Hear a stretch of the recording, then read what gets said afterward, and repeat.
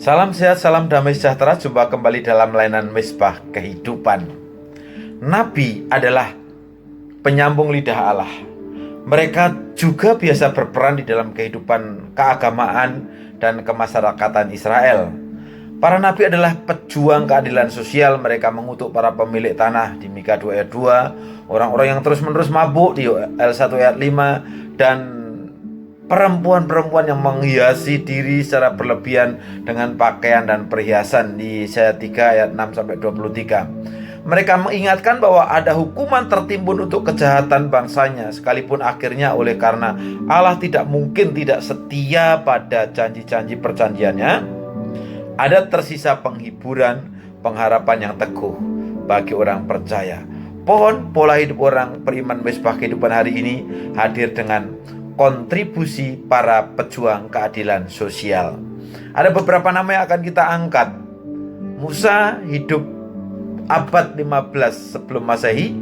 Kontribusinya, dia adalah nabi yang pertama dalam sejarah Israel.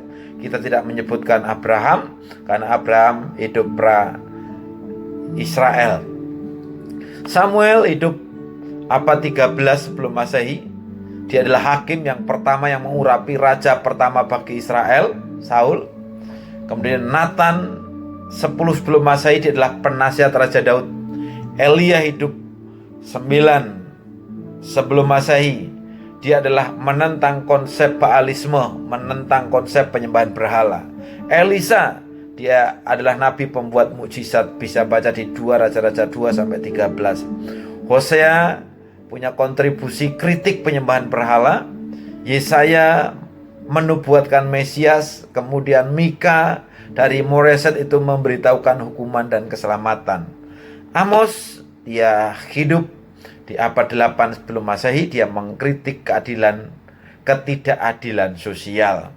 Yoel, dia yang hidup di abad 8-7. Dia menubuatkan mengenai pencurahan Roh Kudus, dan ini sangat populer di dalam Perjanjian Baru. Yeremia, dia hidup di abad 7-6 sebelum Masehi. Kontribusinya, dia adalah nabi yang menderita. Sedangkan Habakuk, dia hidup di abad ke-7 sebelum Masehi. Kontribusinya, dia adalah nabi iman dan kebenaran. Yesyiel, dia hidup di abad 6 sebelum Masehi. Dia adalah nabi yang hidup di pembuangan. Kemudian Daniel hidup di abad yang sama. Dia petinggi istana Babel. Dan Hagai serta Sakaria ini hidup di abad 6 sebelum Masehi juga. Kontribusi Hagai dan Sakaria ini adalah membangun rumah Tuhan. Sedangkan Maleaki, dia hidup di abad 5 sebelum Masehi. Dia adalah nabi penutup perjanjian lama. Abad 4 sampai abad menjelang 1 itu di Israel tidak ada pewahyuan seperti pada nabi-nabi, disebut sebagai masa kegelapan.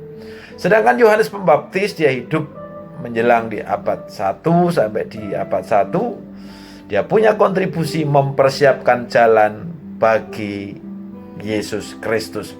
Hari ini tidak ada jabatan nabi baru, tetapi kontribusi mereka perlu diteladani untuk masyarakat yang adil dan makmur serta sejahtera. Teladan yang diajarkan kepada kita adalah seperti tertulis pada 1 Petrus 2 ayat 9. Tetapi kamulah bangsa yang terpilih, imamat yang rajani, bangsa yang kudus, umat kepunyaan Allah sendiri, supaya kamu memberitakan perbuatan-perbuatan yang besar dari Dia yang telah memanggil kamu keluar dari kegelapan kepada terangnya yang ajaib. Istilah bangsa yang kudus ini diambil dari Perjanjian Lama dan menunjuk kepada Israel yang dipilih Tuhan untuk menjadi bangsa yang dikuduskan di Keluaran 19 ayat 6. Tujuannya adalah supaya Israel menjadi teladan, sebuah bangsa yang hidup seturut dengan firman Tuhan dan sekaligus menjadi saluran berkat bagi bangsa lain untuk mengenal Tuhan yang sejati.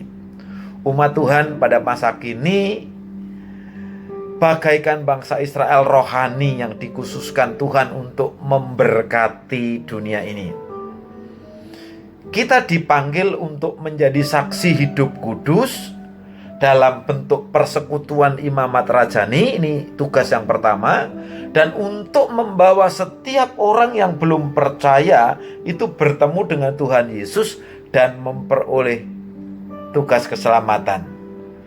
Memperoleh keselamatan, ini tugas yang kedua. Nah, apa kontribusi kita hari ini sebagai penyambung lidah Tuhan untuk mewujudkan keadilan sosial? Tidak perlu jadi nabi, karena tidak ada yang mengurapi menjadi nabi seperti di Perjanjian Lama. Tetapi keteladanan dari para pejuang keadilan sosial itu perlu kita teladani. Mari bersama-sama menjadi pelaku hidup kudus, hidup yang murni, hidup yang tanpa selisih, hidup yang bersih, supaya kita dapat menjadi teladan di keluarga, di pekerjaan, di pelayanan, di studi, di persahabatan, di kesehatan dan semangat. Dengan mengatakan, aku siap membawa mereka dan memperkenalkan Kristus kepada mereka. Tuhan Yesus memberkati.